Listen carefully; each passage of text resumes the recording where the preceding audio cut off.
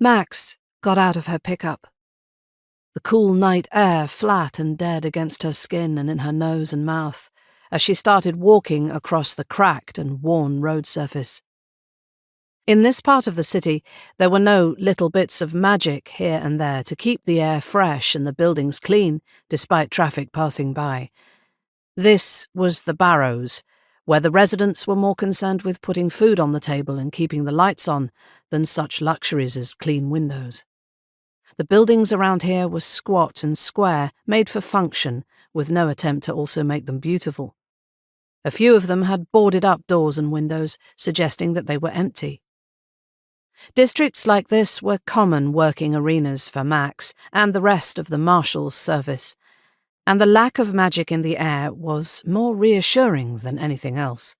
It meant that whatever it was she had been called to deal with wasn't powerful enough that its presence had seeped into the air.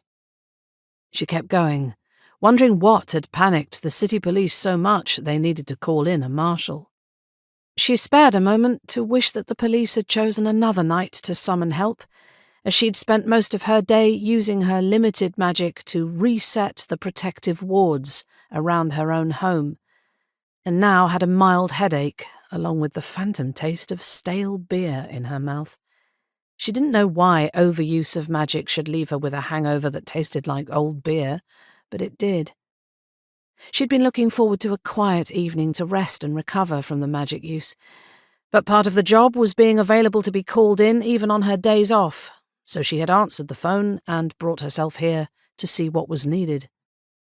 As she had on many other occasions, she reminded herself that she would have hated an office-based job with regular hours, assuming anyone would have been prepared to hire her.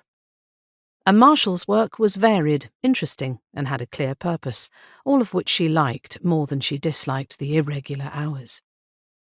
The patrol vehicles' blue and red lights flickering off the surrounding buildings turned the bare spaces of packed earth between the ugly concrete structures into a poor man's disco. All that was needed was some uncoordinated dancing and a thumping bass beat. At least the first responders on the scene had cut their sirens, so she wasn't having to listen to the two-tone wail as well as see the lights. The flickering was bad enough, causing the foul taste in Max's mouth to sharpen. There was a rookie standing between the furthest away cars, her dark blue uniform so new that Max could smell the dye from several paces away. The shirt and trousers had creases that Max suspected had taken an age to achieve. The rookie had her thumbs tucked into her belt, sleek blonde hair tied in a tight knot at the back of her head.